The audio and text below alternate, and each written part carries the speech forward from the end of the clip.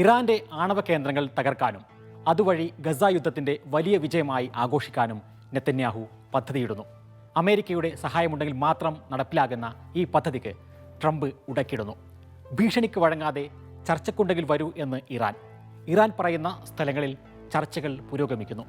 ഇസ്രായേലിനു വേണ്ടി ഇറാനുമായുള്ള ആണവ കരാറിൽ നിന്ന് നേരത്തെ ഏകപക്ഷീയമായി പിന്മാറിയ ട്രംപ് ഒടുവിൽ ഇറാനുമായി ഒരു ഡീലിനായി കാത്തിരിക്കുന്നു.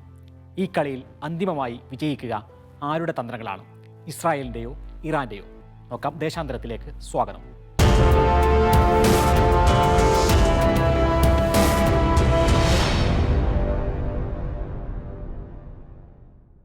ഇസ്രായേലിന് പശ്ചിമേഷ്യയിൽ നിന്ന് ഭയമുള്ള പ്രധാനമായ ഒരു കാര്യം ഇറാൻ വികസിപ്പിക്കുന്ന ആണവായുധമാണ്. കഴിഞ്ഞ വർഷങ്ങളിൽ ഇറാന്റെ നിരവധി ആണവ ശാസ്ത്രജ്ഞരെ ഇസ്രായേൽ കൊന്നുകളഞ്ഞിരുന്നു. പല രഹസ്യ അട്ടിമറികളും ഇസ്രായേൽ നടത്തി. പക്ഷേ ഇറാൻ പരീക്ഷണങ്ങൾ തുടർന്നു. വേണമെങ്കിൽ ഒരു മാസത്തിനകം ആണവായുധങ്ങൾ നിർമ്മിക്കാവുന്ന ശേഷിയിലേക്ക് ഇറാൻ എത്തിയെന്ന് ഇസ്രായേൽ മനസ്സിലാക്കുന്നു.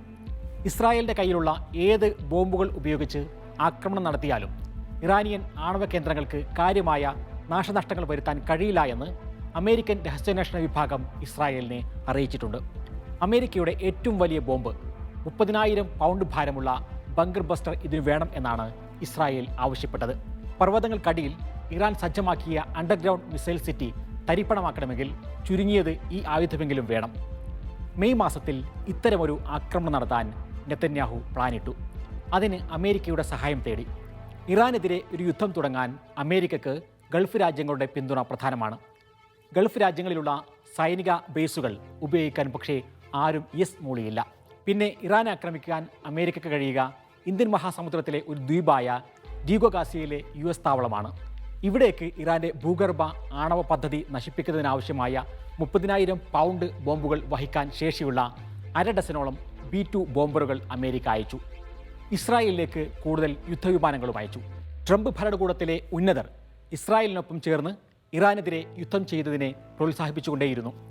2020 ഇറാനിലെ ഏറ്റവും ഉന്നത സൈനിക വിഭാഗമായ ഖുദ്സ് ഫോഴ്സിന്റെ കമാൻഡറായ ജനറൽ ഖാസിം സുലൈമാനിയെ വധിക്കാൻ ട്രംപ് ഉത്തരവിട്ടിരുന്നു.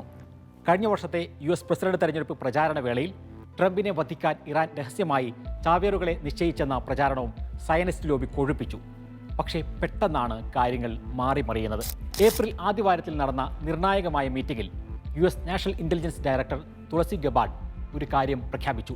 അമേരിക്കയുടെ ആയുധശേഖരം അമേരിക്കക്ക് ആവശ്യമില്ലാത്തൊരു കാര്യത്തിന് ഉപയോഗിച്ച് ഇറാനുമായി വിശാല യുദ്ധത്തിലേക്ക് പോകുന്നത് മണ്ടത്തരമാണ് എന്നായിരുന്നു ഗബാർഡിന്റെ നിർദ്ദേശം.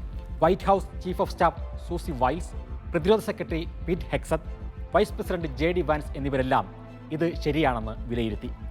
ഏപ്രിൽ 3-ന് ഇസ്രായേൽ പ്രധാനമന്ത്രി ബെന്യാമിൻ നെതന്യാഹു ട്രംപിനെ ഫോണിൽ വിളിച്ചു. ആക്രമണത്തിന് അനുമതി ചോദിച്ചു.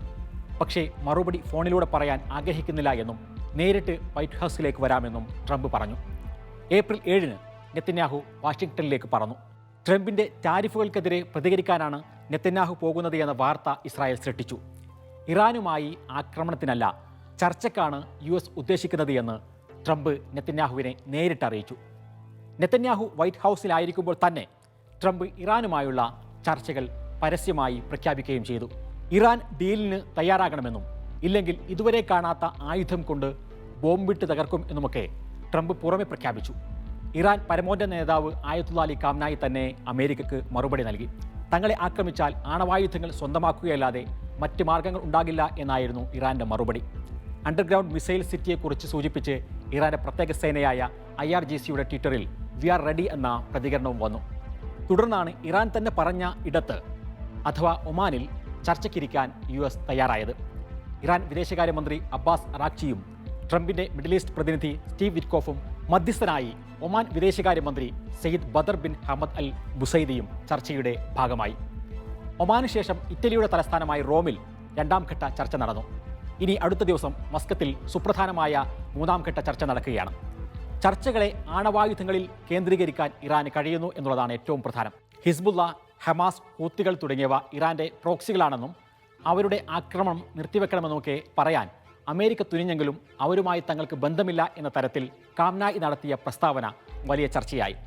2015 ആണവ കരാറിൽ നിശ്ചയിച്ച 3.67% യുറേനിയം സമ്പുഷ്ടീകരണ നിരക്ക് കുറയ്ക്കാൻ തയ്യാറാണെന്ന് ഇറാൻ ചർച്ചയിൽ അറിയിച്ചതായാണ് സൂചന. അതേസമയം ആണവ പരീക്ഷണം പൂർണ്ണമായും നിർത്തിവെക്കാൻ തയ്യാറല്ല എന്നും ഇറാൻ പറയുന്നു. അതായത് സിവിലിയൻ ആവശ്യങ്ങൾക്ക് ഇറാൻ ആണവ പരീക്ഷണം നടത്തുമെന്നർത്ഥം. ആണവായുധം ഇറാൻ നിർമ്മിക്കില്ല എന്ന് അമേരിക്കക്ക് ഉറപ്പു നൽകിയാൽ ഇറാനെതിരെയുള്ള ഉപരോധം പിൻവലിക്കാനും അമേരിക്ക തയ്യാറാകേണ്ടി വരും. ഇങ്ങനെ വരികയാണെങ്കിൽ ഇസ്രായേലിന് വെളുക്കാൻ തേച്ചത് പാണ്ടാവുകയാണ് ചെയ്യുക.